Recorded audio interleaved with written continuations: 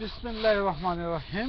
সম্মানিত দেশবাসী, হাজার বছরের পুরনো আমাদের এই মাতৃভূমি দিনে দিনে ধ্বংস এবং ধ্বংস বিলুপ্ত হয়ে যাচ্ছে আমাদের বাংলার রূপ। আজকে অবৈধ হায়ানার ছোবলে আবার পড়ছে বাংলার সীমান্তে, দিন দিন ছোট হয়ে যাচ্ছে।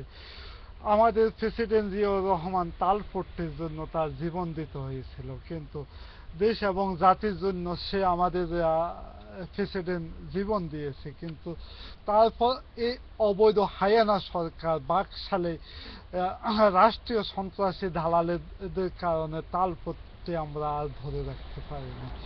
আজও আবার সে প্রশ্ন এসেছে বাংলার সীমানা নিয়ে, এখন আরো ছোট হয়ে যাচ্ছে। হায়রে বাংলার মানুষের দুর্গতি, বাংলার কপাল। একদল জানোয়ার কোনো সময় বাংলা ধ্বংস ছাড়া কোনো ভালো কিছু কামনা করা যাচ্ছে না।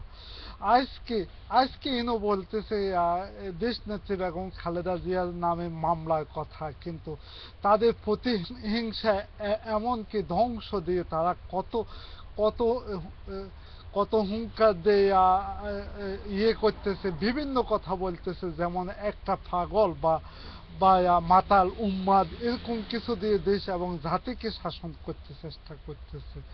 সম্মানিত দেশবাসী, আজকে জয় বাংলা জঙ্গলি বাহিনীর এতে রূপান্তরিত করেছে বাংলাদেশের পুলিশকে। পুলিশের বিভিন্ন স্তরে জঙ্গলিদেরকে ঢুকিয়ে আজকে দেশের জনগণকে হত্যা করতেছে, মামলা দিতেছে, হামলা করতেছে। আজকে আজকে পিন্টু সাহেব মারা গেছেন কারাগার অবস্থায়, কিন্তু তার তার তার মৃত্যুটা কিভাবে হয়েছে আমরা সুষ্ঠু তদন্ত চাই। কারণ আমার ধারণা, এবং বিভিন্ন লোকাল মিডিয়াতে বলে উঠছে, তাকে বিভিন্ন বিষক্রিয়া প্রয়োগ করে তাকে হত্যা করা হয়েছে, কাউকে বন্দুকযুদ্ধ নামক নাটক করে হত্যা করতেছে। সালাউদ্দিন সাহেব আজও র্যাবের হেফাজতে আছে, কিন্তু তাকে গুম করে কেন রেখেছে? এই এই জঙ্গলি বাহিনীর দ্বারায় দেশ এবং জাতি আর কত ধ্বংস দেখতে চায়।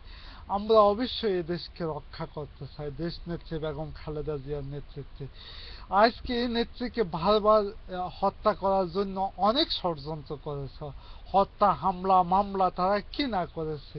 এই এই নেতৃত্ব অনেক নির্যাতিত হয়েছে দেশ এবং জাতির মুখের দিকে তাকিয়ে। আমরা অবশ্যই এবার দেশ নেত্রী বেগম খালেদা জিয়ার কোনো প্রকার যদি হয়রানি হয়, আমরা আর বরদাস্ত করব না। দেশের এই রাষ্ট্রীয় সন্ত্রাস পুলিশের বিরুদ্ধে আমরা অবশ্যই অবস্থান নেব, দেশ এবং জাতিকে মুক্ত করব। খোদা হাফেজ। বাংলাদেশ জাতীয়তাবাদী জিন্দাবাদ।